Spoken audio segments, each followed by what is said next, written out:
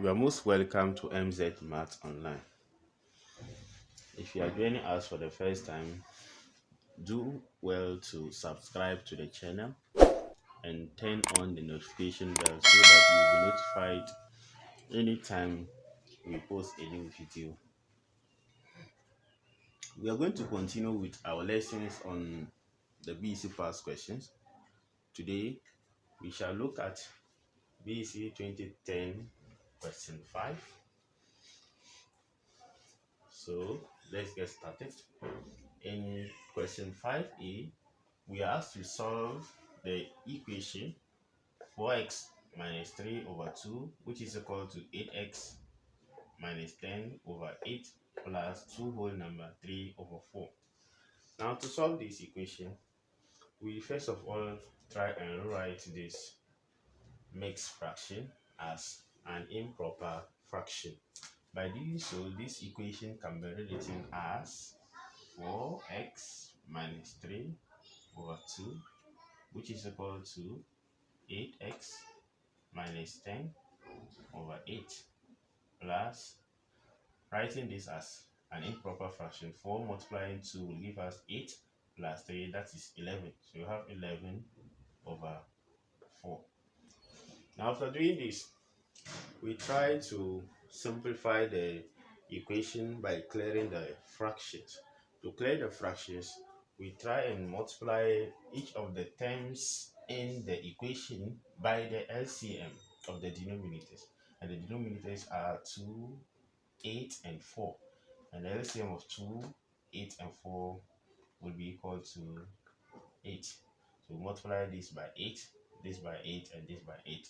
Doing so, we have 8 multiplied by the first term, which is 4x minus 3 over 2, equal to the LCM once again, multiplied by the second term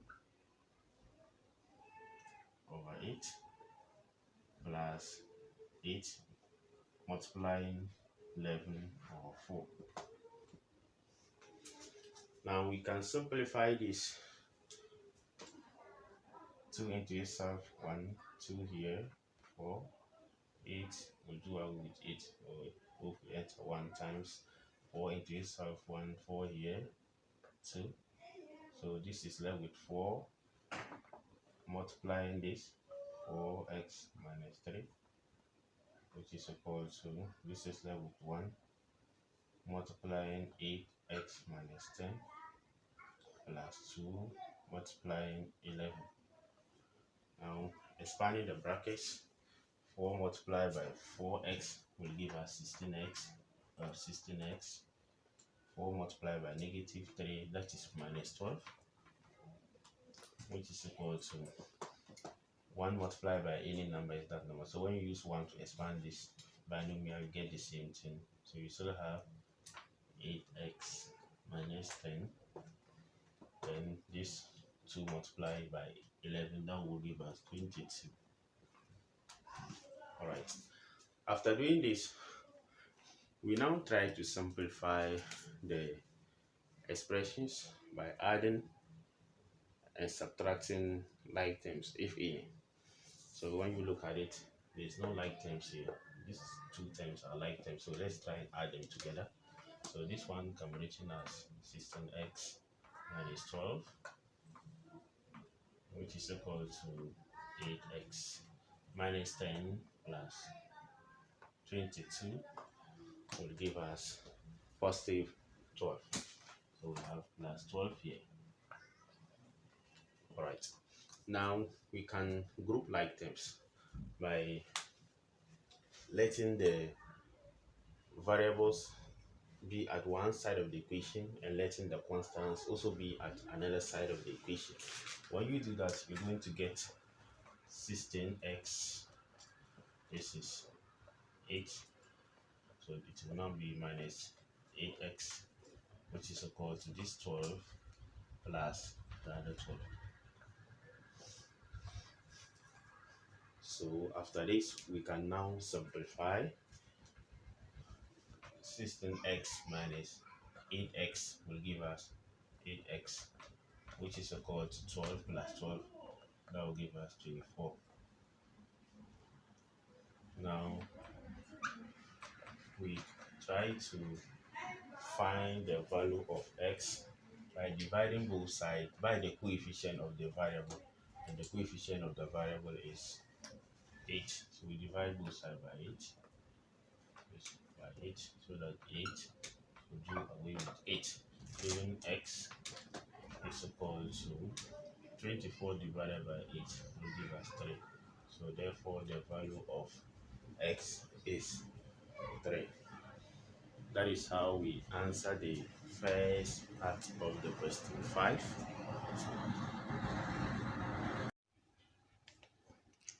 Question 5b.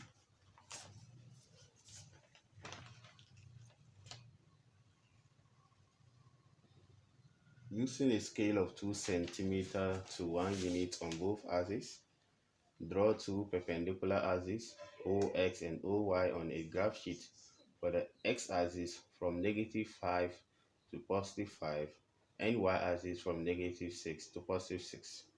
I. Plot the point A with coordinate 2, 3 and the point B with coordinate -3, +4, and join them with a long straight line.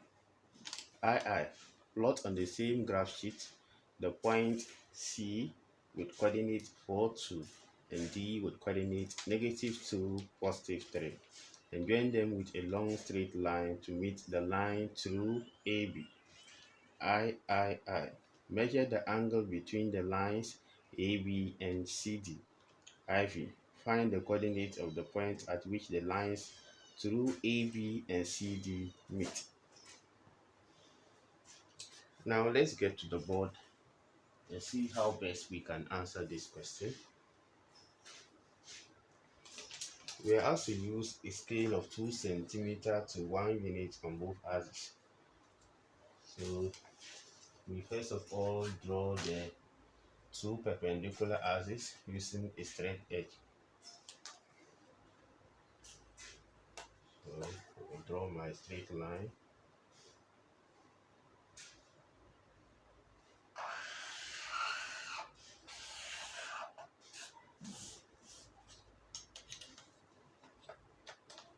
That's the y-axis. Now the x-axis.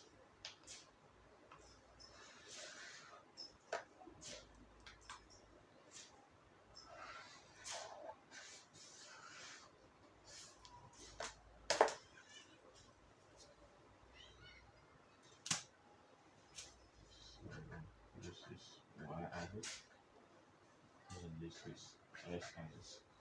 So we are asked to number the x-axis from -5 to +5. So I have -5 here, -4, -3, -2, -1. This is the origin point. This is 1, 2, 3, 4, and then 5. Now we move to the y-axis. We number the y-axis as well. So this is 6, 5, 4, 3, 2, 1. The origin, -1, -2, -3, -4, -5, and then -6. So now that we have drawn the various axes, the x and the y axis, we are going to plot the point given to us in the question. First of all, we're told that the point A has coordinate 2, 3. So if the point A has coordinate 2, 3, it means that 2 will be plotted on the x-axis and 3 will be plotted on the y-axis. So this is 2 on the x-axis, 3 on the y-axis. They will meet somewhere here. So that's where you put the point A. Point A. Then the next point, which is point B, has coordinate negative 3, positive 4. Negative 3 on the x-axis, positive 4 on the y-axis.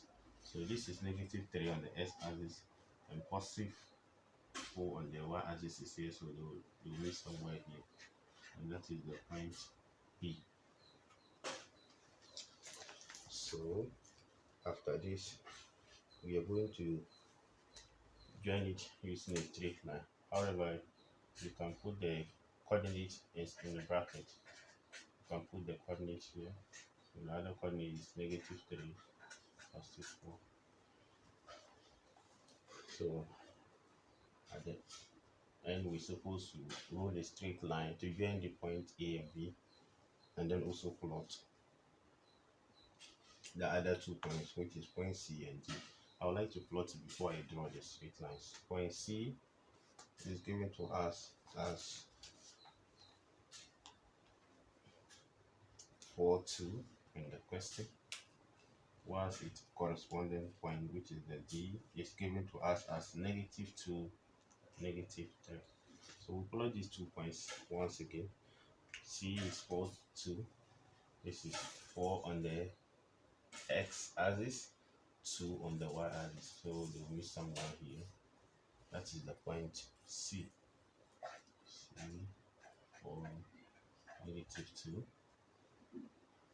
Then the last point, which is point D, has coordinate negative 2, negative 3. Negative 2 on the x-axis, negative 3 on the y-axis. So do meet somewhere here, and that is the point D. Negative 2, negative 3. After this, we're told to join the point A to B using a straight edge, and then point C to D using a straight edge. So by doing so, we try and join them.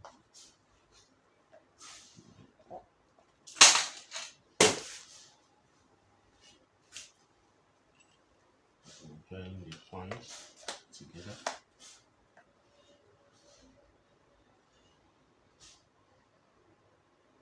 Now the 2 straight lines are supposed to meet somewhere. So because of that, I would like to extend it above point A and then draw the other one to meet point C here. I'll extend it to meet the other lines, because we asked to actually find an angle between the 2 straight lines. So you have to extend them so that they will meet for the angle to form here. Maybe an angle that will form here, and then later on we have to measure and find the whole of that particular angle in the subsequent question. So after doing this, the next question is just what I was trying to mention, that we are asked to find the angle between line AB and that of line CD. Finding the angle between the line AB and the line CD is actually finding the angle between the 2 straight lines, as I indicated to you. So we can do this by using the protractor to measure the angle. So using our protractor to measure the angle between the 2 straight lines. So you just place your protractor and place it so that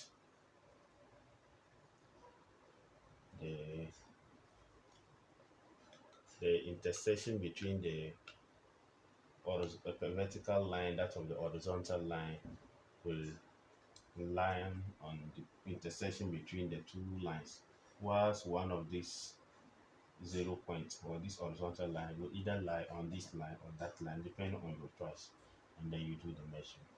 So I would like to do it this way. So this 0 has landed on the number. So because the 0 has landed on this particular line, I'll read from here. So reading from here onwards. So this is 0, 10, 20, 40, and 50.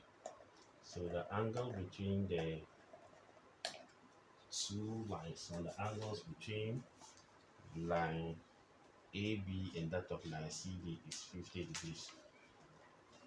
That is the third part of the question.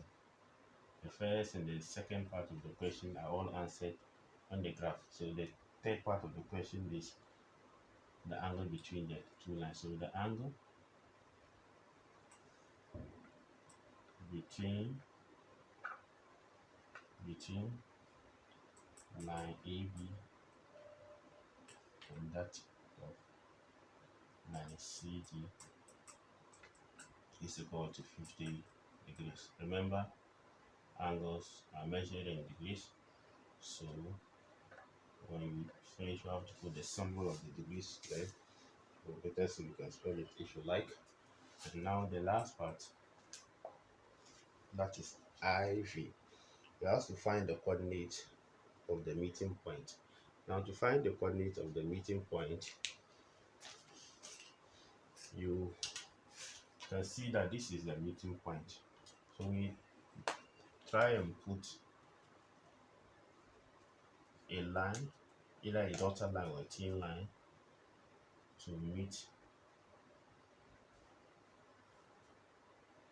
or extend it to the x-axis, and also do same to the y-axis. We do same to the y-axis. So when you do that, you now read the coordinate. You read the x coordinate here, and you read the y coordinate here, and that will be the coordinate of the meeting point. So the coordinate of the meeting point is equal to, you read the x-axis first. So when you read the x-axis, this is 4, this is 5. That's exceeded the 4 by about 6 boxes. So that is 4.6. So 4.6 on the x-axis, and on the y-axis, this is 1, this is 2, and then it has also exceeded the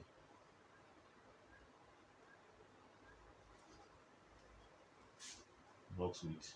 The next box width about I think it's about 5 lines or so. So that is 2.5. Now in the marking scheme, the correct answer will actually be plus this answer is plus or minus 0.3. About that, what that means is that your answer can exceed these two answers by 0.2, and that would still mean that your answer is correct. So if you are getting something like this is 4.4, 4.5, 4.6, 4.7, 4.8, thereabouts, your answer is correct. This one too, if you are getting somewhere 2.2, 2.3, 2.4, 2.5, 2.6, 2.7, as well as 2.8, within that particular range, and you will be given the mark. That is how we can answer this particular question using the graph. So let me show to you how your answer was supposed to look like on my printed sheet, and this is the solution to